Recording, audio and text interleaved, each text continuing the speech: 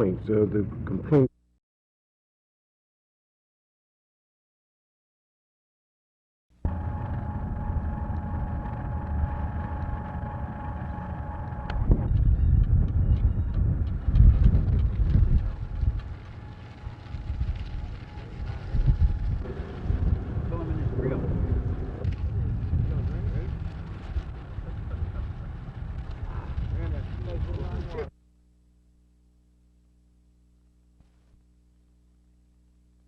Miss Conaway, I understand you and your little boy had kind of a problem this summer when the water was cut off in DeSoto.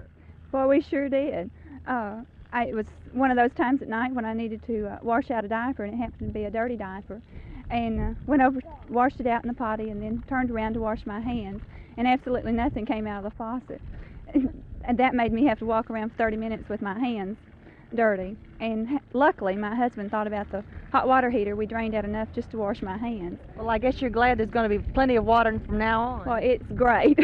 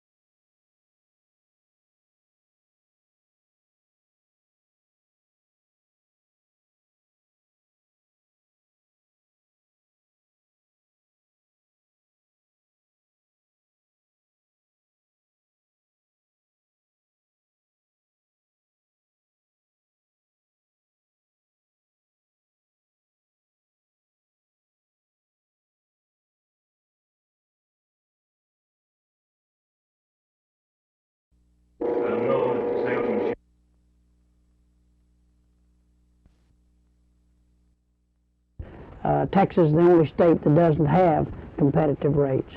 And I think the testimony has shown without question that they will help get the people lower rates on insurance than the present system. I am inclined to believe that the committee's report is going to be against the so-called competitive rating. I feel that the chances of getting a bill passed by the Senate are very good.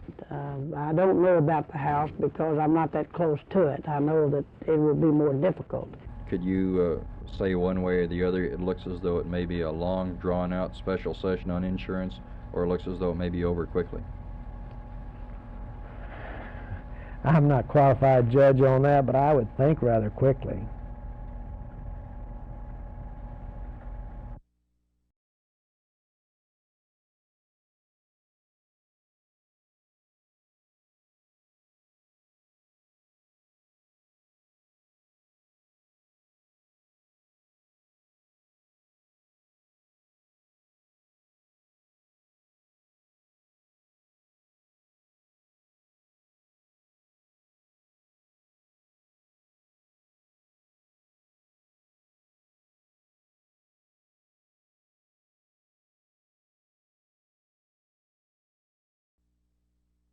with the drought that we've had, this is going to be a tremendous relief to the entire city with this water, this badly needed water that's come after a year and a half of waiting for it.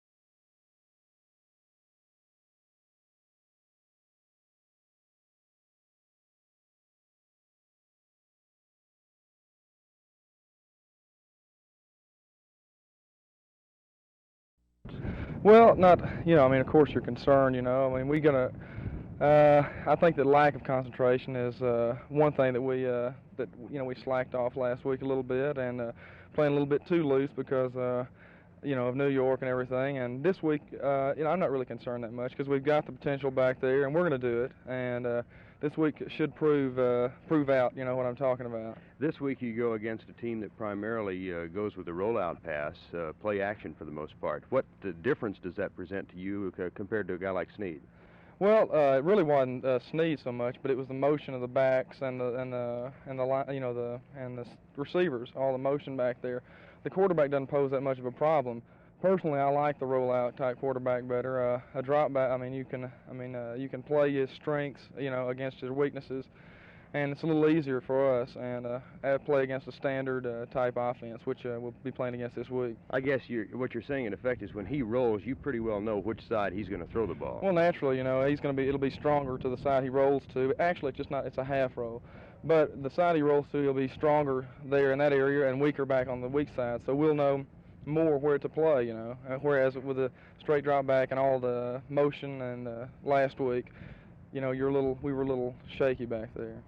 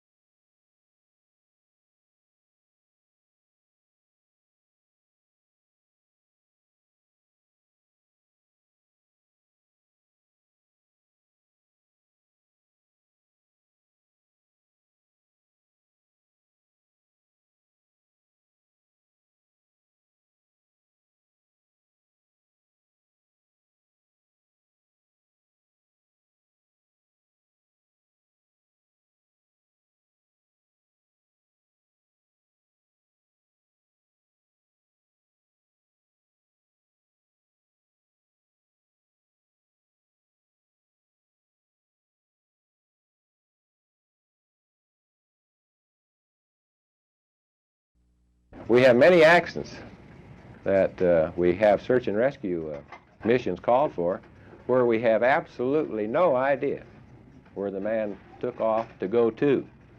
So you've got a 360-degree arc around his takeoff point to start searching the woods, and this makes it pretty racy course.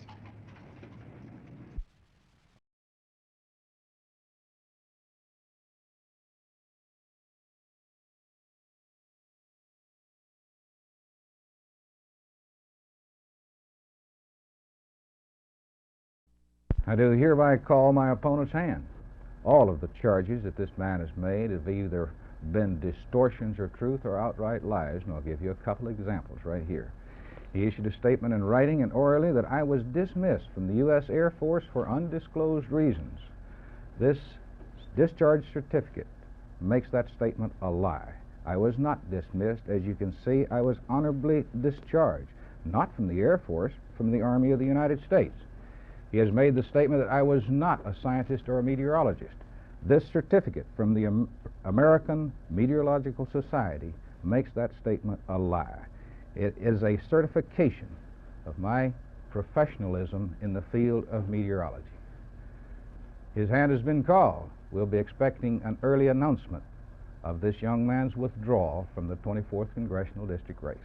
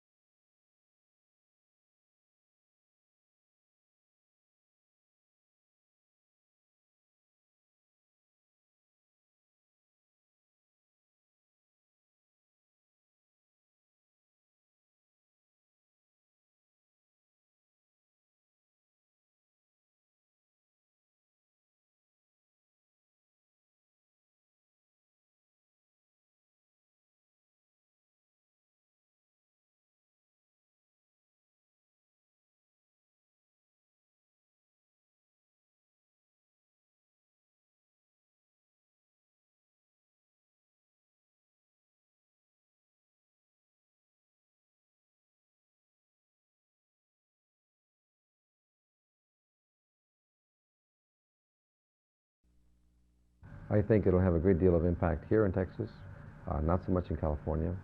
And the reason is that for years and years, the Democrats have taken the Mexican American for granted, and this has led to the creation and growth of La Raza Unida. So every vote that they take away is going to be, in essence, from the Democrats. We do acknowledge presence of third parties historically through our country. They have grown up over the years. But of course, if they're going to take votes away from the other fellows, and it's going to make it easier for us, we do appreciate that area.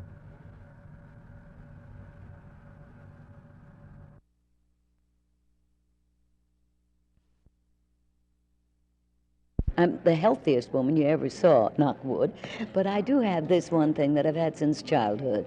And finally the doctor told me I'd better stay out of theaters because I have an allergy to the terrible amount of dust that's in theaters. After 65 years of theater career, I'm told I'm allergic to theaters. What's it like to have to give that up? So far, I haven't felt any yearnings for it. Haven't missed it, really. But then Anita Luce and I have been so busy with our book. I've done 2 television things that are coming up this winter. I'm on my way out now at the end of October to do a film in Hollywood.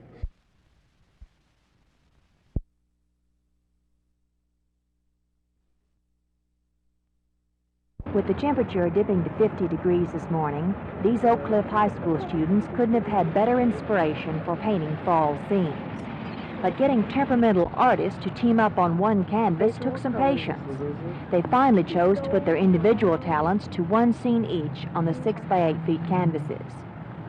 Each 6-member team from all the Oak Cliff High Schools was competing for the $100 prize, each determined to create a masterpiece. The more I looked at those kids painting, the more I wanted to cast off my microphone and pick up a brush. Unfortunately, Jocelyn Sheffield of Roosevelt High School indulged my whim. You know, somehow, Jocelyn, I just don't think I was meant to be a great artist. Well, Martha, I don't think I should be a reporter either. Well, why don't we just switch tools, okay? So you can go ahead and finish up your masterpiece. Too bad, huh? Martha McIntyre, Channel 8 News on the Move.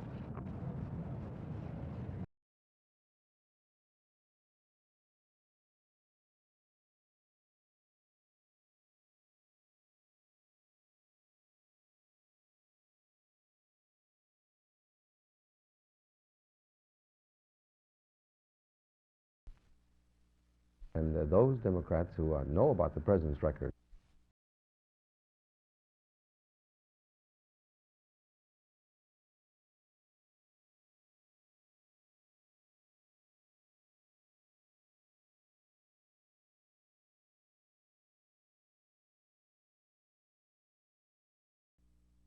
if he will prove that any of the issues that I've brought forth, the information that I've presented about him, is indeed a purposeful lie on my part, then I will resign from the race on that day, because it's my contention that we don't need a liar in Washington.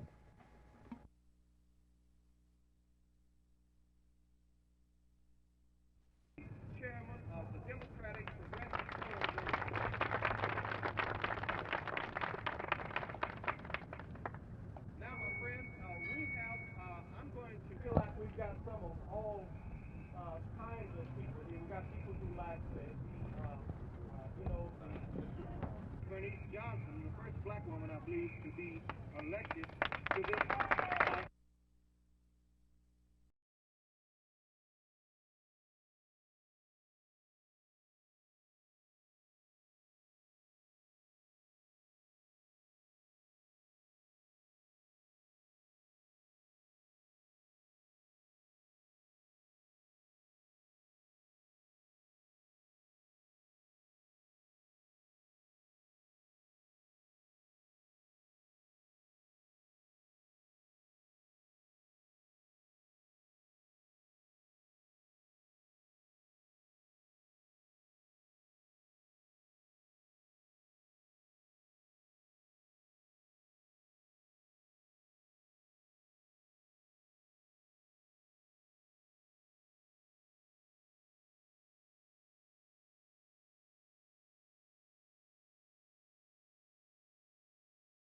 Now, if there should come a time when the goals and the objectives of Senator McGovern and Vice Presidential candidate Sergeant Shriver do not go hand in hand with the goals and objectives and hopes and aspirations of young and old black Americans, I will be one of the first to let you know if there's still life in my body.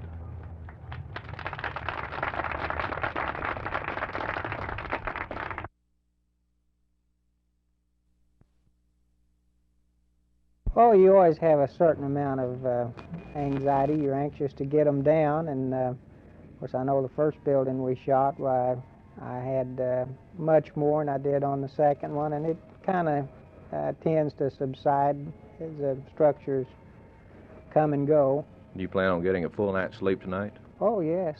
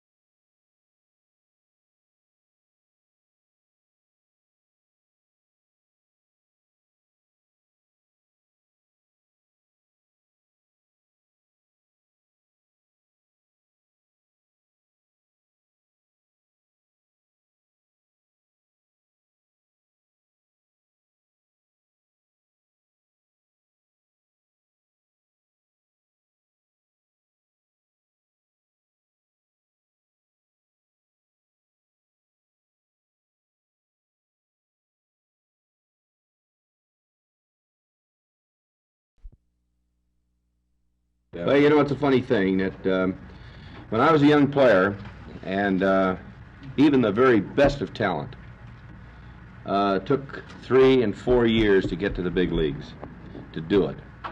And a couple of years after that to reach their real potential. I look over our players and our roster, and I see that most of these players haven't played 4 full years, a lot of them. 5 certainly, and the players that are just coming are playing 6. In this day and age where they don't play as much as they did 35 years ago. So I'm positive of this, that this club is at its low point right today. I'm positive of that. And I think they can go absolutely no place but up.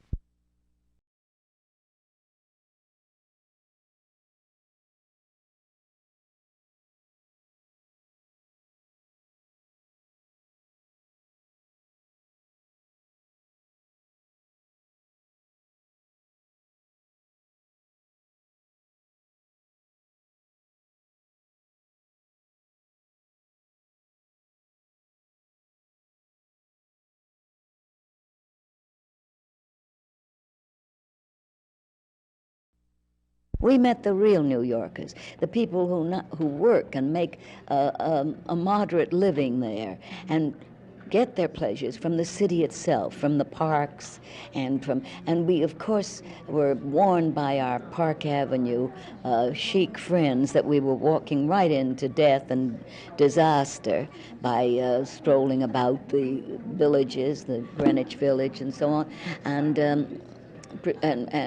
looking through Central Park, etc.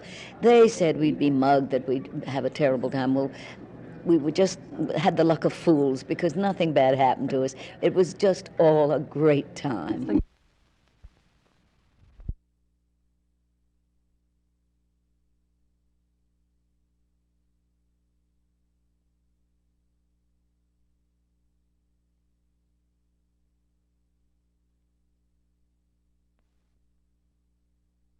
Patrick Smith isn't ordinarily afraid of dogs. In fact, he has several of his own.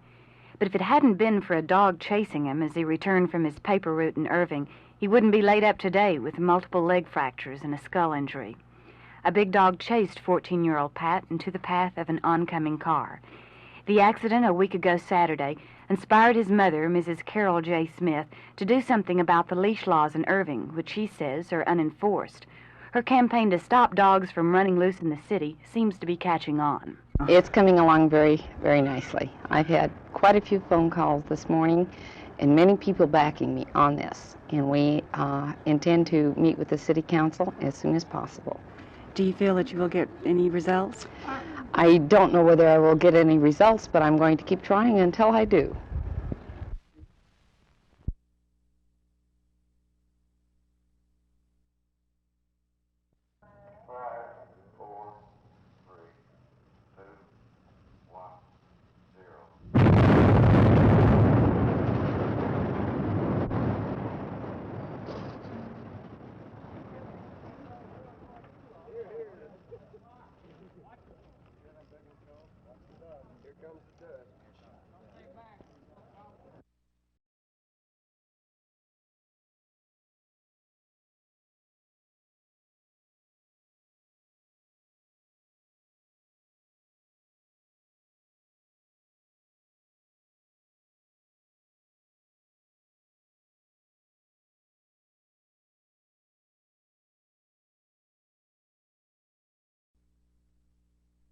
The fight against the proposed ordinance is led by Transportation Enterprises, one of several private bus companies in Dallas.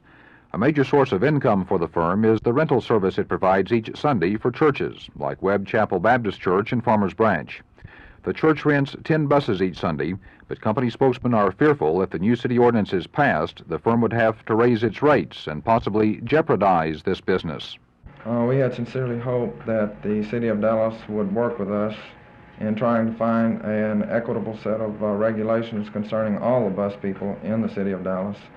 But it seems that the City of Dallas is merely trying to legislate Transportation Enterprises out of business. And the company doesn't plan to take the matter sitting down. If the City Council does pass that proposed ordinance, it can expect to be taken to court by Transportation Enterprises.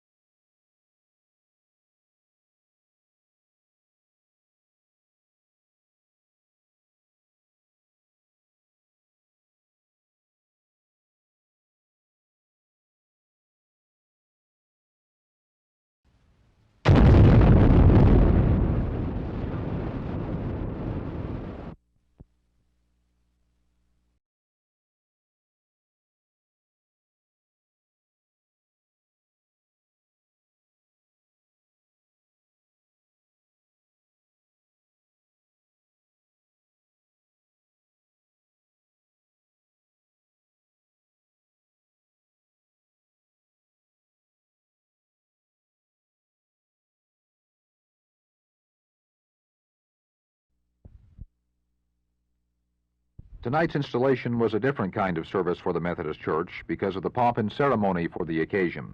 The Methodist Church doesn't emphasize this sort of thing very much, but tonight it was different. 3,000 invitations were sent out. The choir alone filled hundreds of seats, and it took SMU's Moody Coliseum to hold them all. The idea was to recover some of the pageantry of Christian tradition, a tradition that generally has not been a part of the Methodist Church. And the man toward which all this was directed might be a rarity for a Methodist leader in this area, because Bishop Stowe does not have a degree from SMU. His degrees are from places like Hendrix, Duke, and Boston University. But it made no difference, and with the passing of the staff, which is symbolic of the bishop's authority, W. McFerrin Stowe became the spiritual leader of 250,000 Methodists in the Dallas-Fort Worth area. Jack Hill, Channel 8 News on the Move.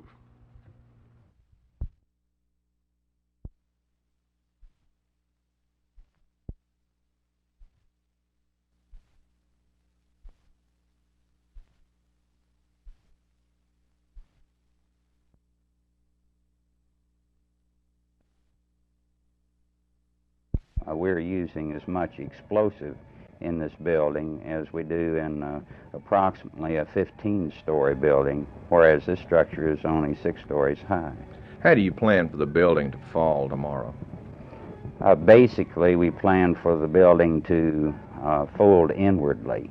Now, you have to remember, however, that steel does not just dust up when you put explosives to it, and we will end up with something like the skeletal remains of a prehistoric monster there with most of the brick off of it. Jay Tompkins, demolition contractor, talked about damage to surrounding buildings. Well, really, we're very fortunate.